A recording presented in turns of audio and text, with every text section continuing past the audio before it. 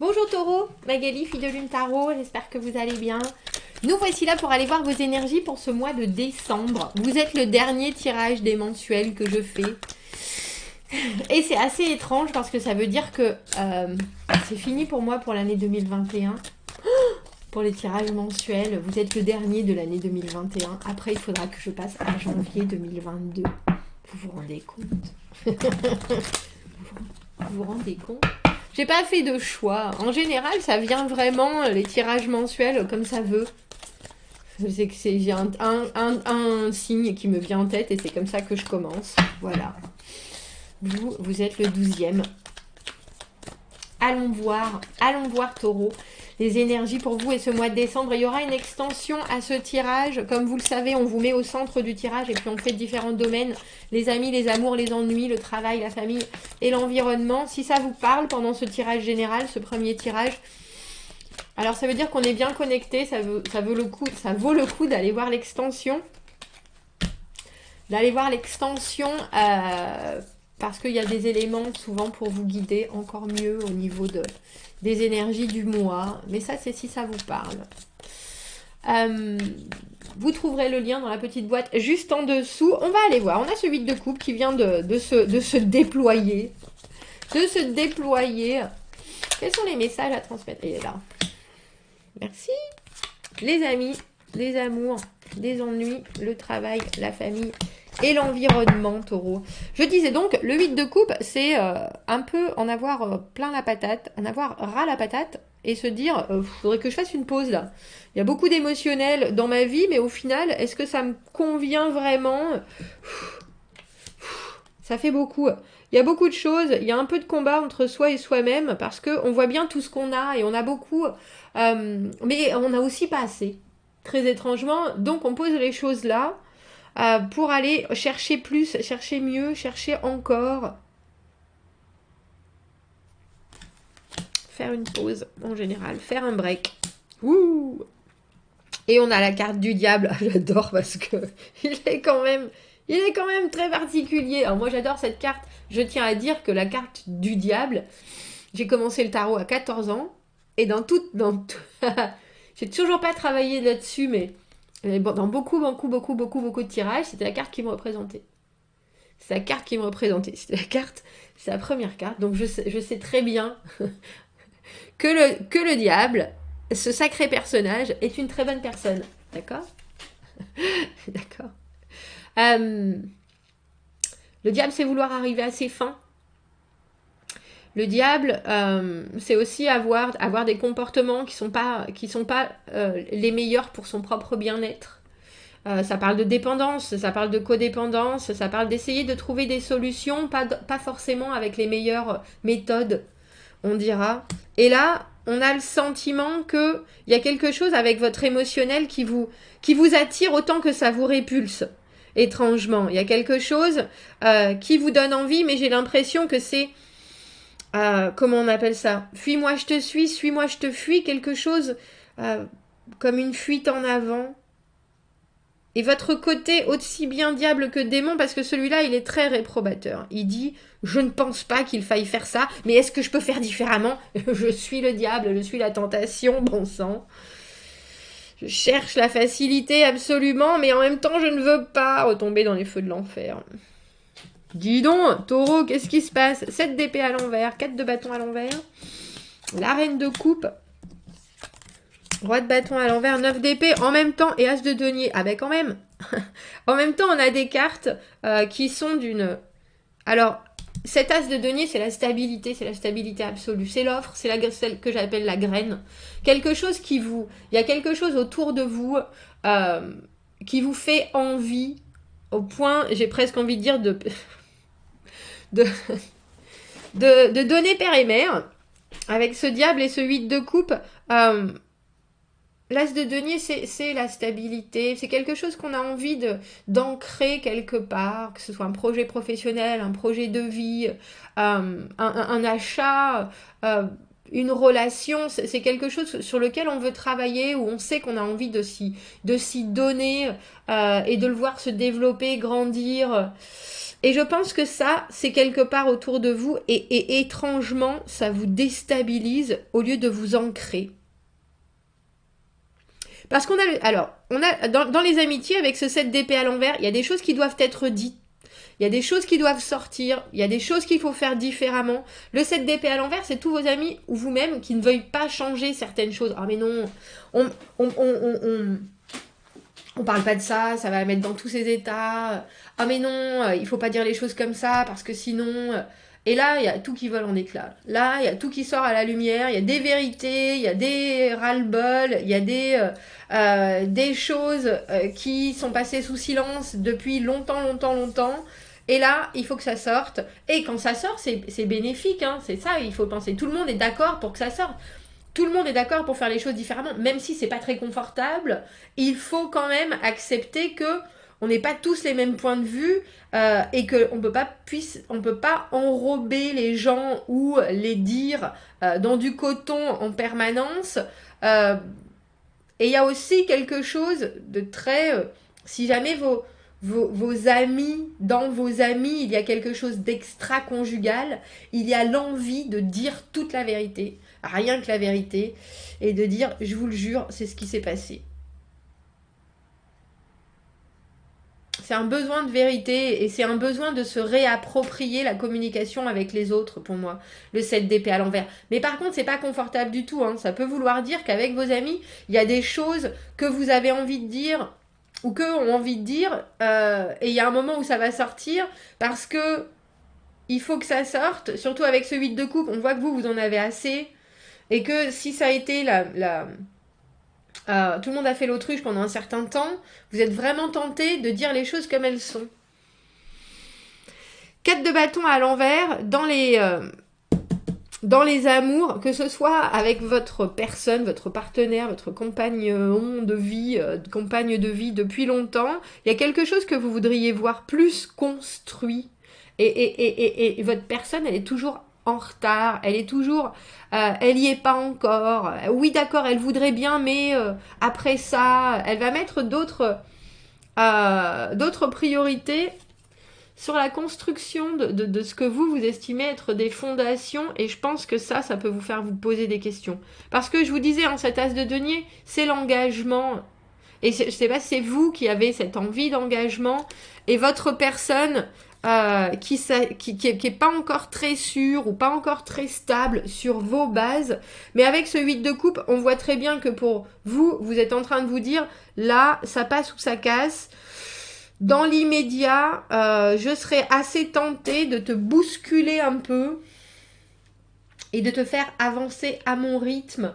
Mais sachez bien que si amoureusement vous accélérez les choses et que l'autre est pas prêt en face, ça va construire quelque chose qui est pas très solide ou pas suffisamment solide. C'est important. Il vaut mieux, avec ce 8 de coupe, faire un break, faire une pause et vous demander pourquoi pour vous c'est si important et qu'est-ce qui coince chez l'autre, que vouloir absolument pousser ou vouloir manipuler ou vouloir... Parce qu'on a quand même ce diable et cette reine de coupe dans les ennuis, et la reine de coupe, elle a tendance à aimer tout le monde, tout d'une manière inconditionnelle, et elle peut s'attacher les gens parce que les gens vont avoir besoin d'elle et de son amour. Quand on a le diable là, il faut bien penser qu'on a des besoins émotionnels, affectifs qui sont hyper présents. Et si l'autre nous répond pas, alors on se sent soi-même en manque.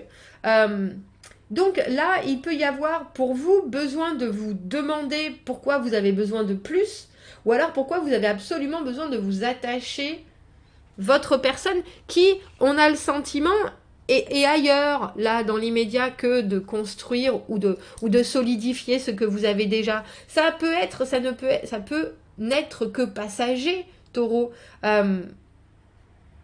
C'est pour ça qu'on a presque envie de vous dire patienter plutôt que de succomber à la tentation de secouer comme un cocotier. Mais qu'est-ce que tu veux? Mais pourquoi tu fais pas ça? J'ai presque envie de dire, vous proposez les choses en disant, en explicitant au mieux ce que vous avez en tête et ce que vous avez envie de vivre et de construire pour vous-même. Avec cette idée de stabilité, avec cet as de denier, vous pouvez vous projeter, vous pouvez voir après à l'autre de savoir s'il a envie de monter dans votre radeau, dans votre bateau, s'il a envie de participer à ce projet. S'il n'a pas envie, comme je vous dis, il va falloir ou que vous le portiez seul, ou que vous décidiez que pendant un certain temps, il va aider à ramer, mais rien construire. Votre 4 de bâton à l'envers. Vous voyez ce que je veux dire? Il ne faut pas essayer de mettre quelqu'un dans votre projet qui n'est pas prêt. Il faut le prendre comme il est. Et là, dans l'immédiat, c'est pas sa priorité. Ça ne veut pas dire que ça ne le deviendra pas. On est d'accord? Parce que si c'était le 4 de bâton à l'endroit, là, la construction était là, ici et maintenant. Là, ça veut dire que pour l'instant, c'est pas le bon timing. C'est important. La reine de coupe, comme je vous dis, dans cette position-là, dans les ennuis, on peut être dépendant, codépendant, on peut avoir besoin absolument de preuves d'amour, mais en devenir incohérent avec la reine de coupe dans cette position-là. C'est une diva. La reine de coupe, quand elle veut de l'amour et qu'on ne lui en donne pas ou qu'on ne lui en donne pas assez, elle devient Médusa. Médusa avec ses cheveux, et quand vous la regardez, elle vous transforme en pierre. Je vous dis, si c'est vous, ou si c'est la personne que vous essayez de tenir, d'accrocher, d'avoir son intérêt, son amour, c'est pas le moment. Je vous dis clairement, c'est pas le moment. Et puis ça peut tourner à des choses qui sont toxiques. Le diable, comme je vous le dis, c'est la facilité, mais c'est aussi des comportements qui sont pas les plus sains pour soi-même. Et on voit bien qu'il se bat, celui-là en plus, je l'aime beaucoup ce diable. On voit bien qu'il se bat avec ça, il se bat avec sa situation, il se bat avec sa position, il veut en sortir des enfers, il n'y a pas de doute. Avec le roi de bâton à l'envers dans le travail, ça peut être compliqué par contre. Parce qu'un roi de bâton à l'envers, un jour c'est là, un jour c'est pas là. C'est le patron qui vous regarde avec des yeux comme si vous étiez la 3e, la 8e, la 9e merveille du monde et puis qui le lendemain, vous êtes moins que rien. C'est hyper complexe. Pour moi, c'est le patron caractériel, le roi de bâton à l'envers. Alors c'est attachant, c'est sûr, mais alors c'est drainant. C'est drainant. Si c'est un collègue, vous n'avez pas de souci parce qu'avec ce 8 de coupe, vous pouvez lui dire, tu sais quoi, tu te débrouilles avec tes trucs là parce que moi j'en peux plus. J'arrête de donner, tu me fatigues, tu fais tes affaires et puis basta.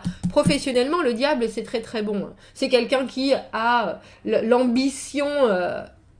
mais c'est pas l'ambition, c'est qu'il sait qu'il va réussir par tous les moyens, mais il sait qu'il va réussir. Donc, vous, avec le diable, au niveau du professionnel et ce roi de bâton à l'envers, c'est quelqu'un qui, même s'il a une autorité sur vous, il n'arrivera pas à part à vous ennuyer un peu, il n'arrivera pas à faire quoi que ce soit par rapport à vos résultats, aux résultats que vous devez donner, aux résultats que vous devez, aux objectifs que vous devez atteindre, etc. C'est pas quelqu'un, ça peut vous gonfler, si je peux dire les choses comme ça, mais c'est pas quelqu'un qui va mettre des obstacles à part vous ennuyer dans votre moi professionnel en tout cas. On a le sentiment qu'à la limite il faudrait mieux vous retirer de la situation ou de devoir coopérer avec cette personne parce qu'elle est en haut, en bas. C'est le lunatique du tarot, c'est le bipolaire, notre roi de bâton à l'envers. Il y a peut-être des choses que vous devriez dire, il y a peut-être des choses que vous devriez montrer du doigt, à vous de choisir. À vous de choisir, en tout cas, on voit que vous vous désengagez, en tout cas émotionnellement, par rapport à cette personne. 9 d'épée dans la famille, il y a des gens qui s'inquiètent. Il y a des gens qui s'inquiètent. Il y a des inquiétudes qui se créent, mais c'est pas des choses qui sont fondées. On se pose des questions. Mais pourquoi? Mais comment ça se fait? Est-ce qu'on a eu des nouvelles? Est-ce qu'on n'a pas eu de nouvelles? Mais t'as entendu? Et un tel, et cousine Germaine, et papy, et sa voiture, et sa jambe, et son chien. C'est plein de... J'allais dire, c'est presque plein de ces discussions stériles qu'on a avec sa famille quand l'autre est pas forcément dans un état de pensée positif.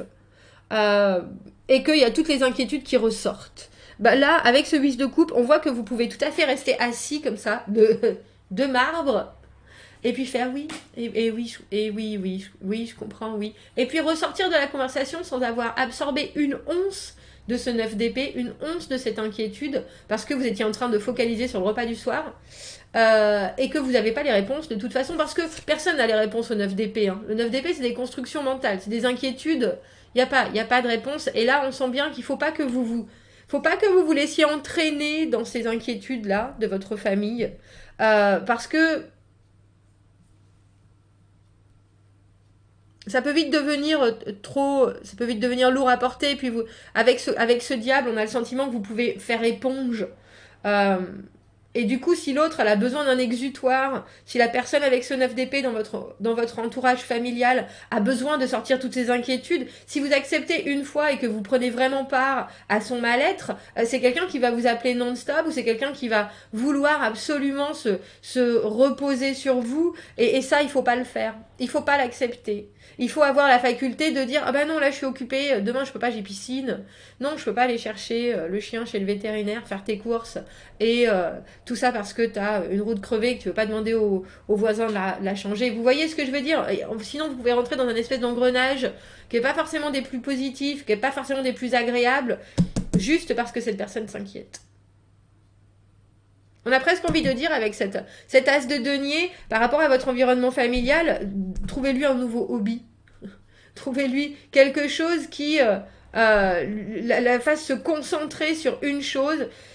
S'il y a un objectif pour ton moi, voilà, et puis ça va t'alléger la pensée, et moi ça va m'alléger la vie. Voilà Taureau, on va faire une extension, on va voir pourquoi ce diable est si gaillard. Je vous le remonte. Je vous aurai.